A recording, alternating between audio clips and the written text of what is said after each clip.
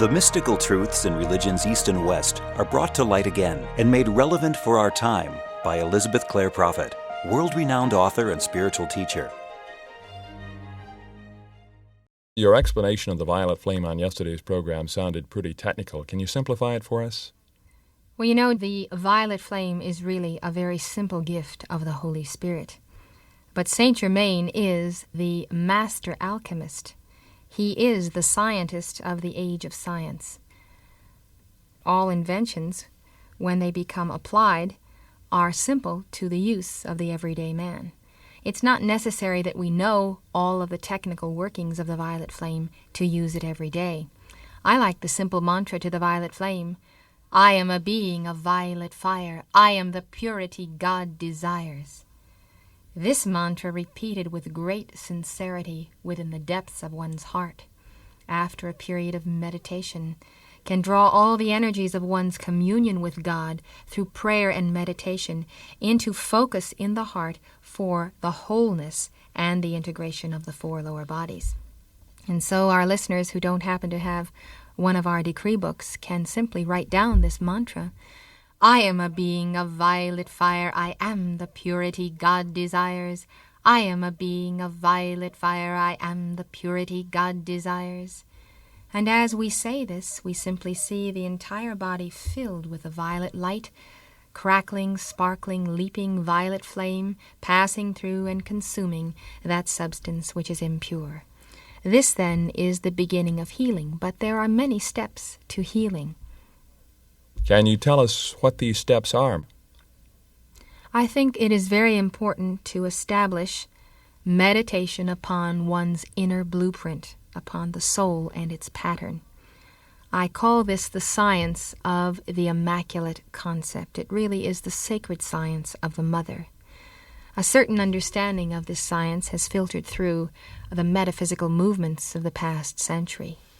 Basically, it is the realization that God has made man in his image and likeness, and therefore behind the outer manifestation there is a pure reality, there is a perfect reality and a perfect form.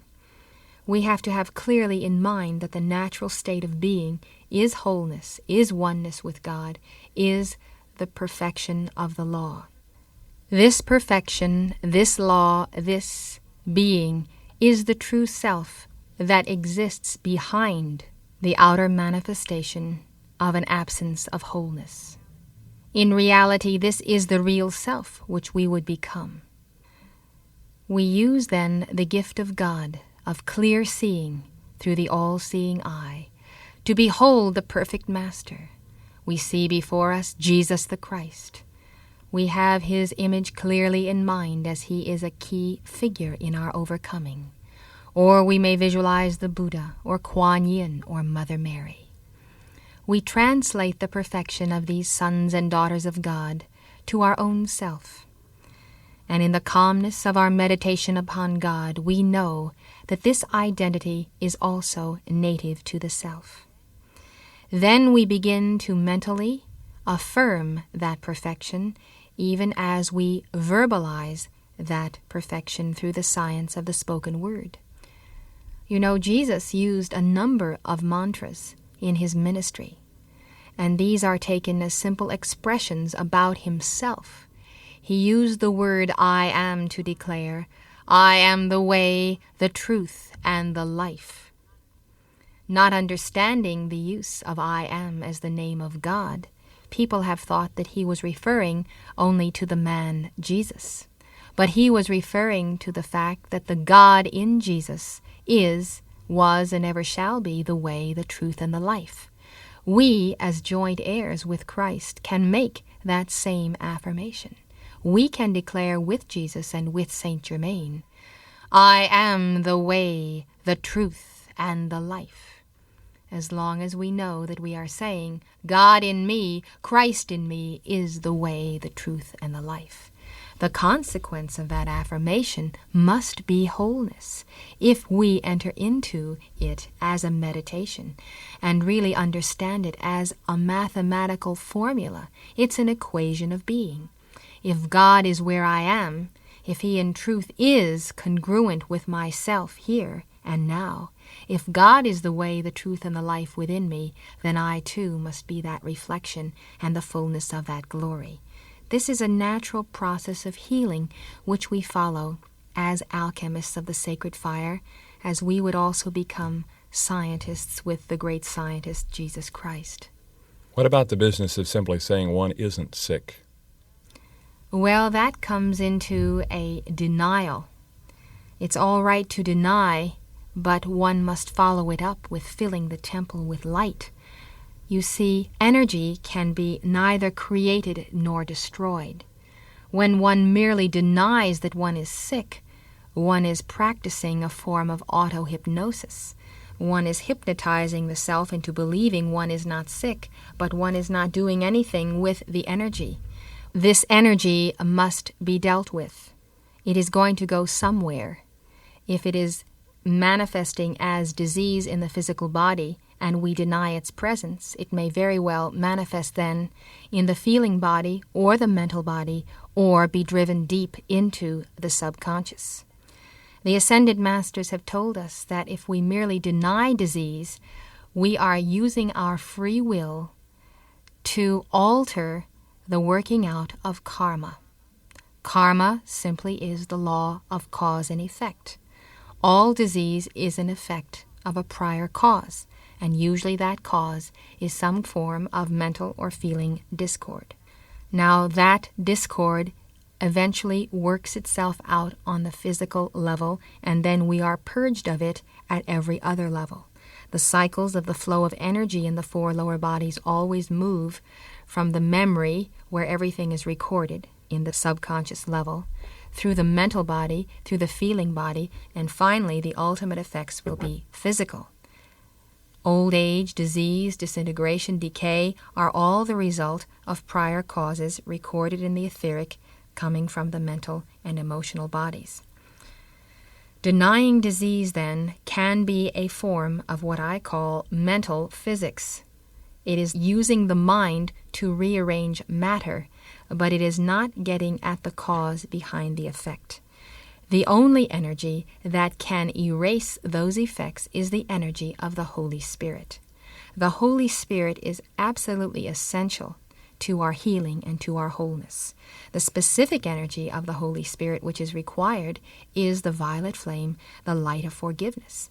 This is why Jesus said, "Thy sins be forgiven thee," because Jesus invoked, by the science of the spoken word, this energy of the Holy Spirit. We need to be careful then that we remove the cause, because then we will be forever free from the effects. The Ascended Masters have taught us that if we, so to speak, shove all effects in the outer world back into the subconscious by simply walking around denying that anything exists, we are simply postponing the day of reckoning, and in a future incarnation we are going to have to deal with those subconscious patterns. However, the action of denying evil has a very important part in our demonstration of the science of the Mother. It comes from Jesus' teaching, "This kind cometh not out, but by prayer and fasting."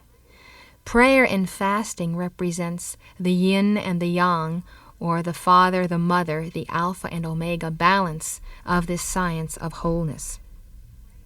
Prayer is imploring God for the strength, the energy, the light that is necessary for wholeness. But fasting is the denial, or the refraining from the engaging of our energies in evil, which is a code name, by the way, for energy veil. So prayer and fasting is like affirmation and denial. We affirm truth, and by the power of that affirmation, we can say the opposite. For instance, we can say, "I am whole, and I am the manifestation of God." Then we can deny the opposite, and there is no disease, there is no incompleteness, there is no absence of the fullness of God's being in me. That denial, when it goes along with an affirmation and is accompanied by the use of the violet flame, represents a more complete formula for healing. Is instantaneous healing possible? It certainly is possible. Does it happen often? Well, it happens a great deal, and we see it happening every day. It comes by belief. It comes by the gift of the Holy Spirit. But often the instantaneous healing is a manifestation of the mastery of the healer rather than the one healed. For instance, Lazarus was raised from the dead by Jesus. This was a demonstration of Jesus' mastery over death. Lazarus himself subsequently died. He had not mastered the energies of life over death, and subsequent to his death he reincarnated and has continued to reincarnate and is yet to prove the law of the ascension. So it's up to the individual to heal himself in the ultimate sense. The path of the ascended masters is a teaching of physician, heal thyself. In the Aquarian age, the ascended masters are not so much interested in instantaneous healings, whereby the individual does not take the responsibility for his mistakes and errors and misuses of the Holy Spirit, but they are interested in the individual coming to grips with his own karma, the law of cause and effect, and understanding, as a man soweth, that shall he also reap. Thank you very much. This is a presentation of the Summit Lighthouse, an international spiritual organization dedicated to universal enlightenment. Founded in 1958, the Summit Lighthouse is a beacon of truth to thousands worldwide and a leader in New Thought spirituality.